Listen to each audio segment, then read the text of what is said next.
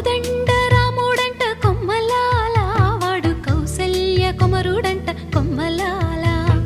ఆజాను బాహుడంట అమ్మలాల వాడు అరవింద నేత్రుడంట అమ్మలాల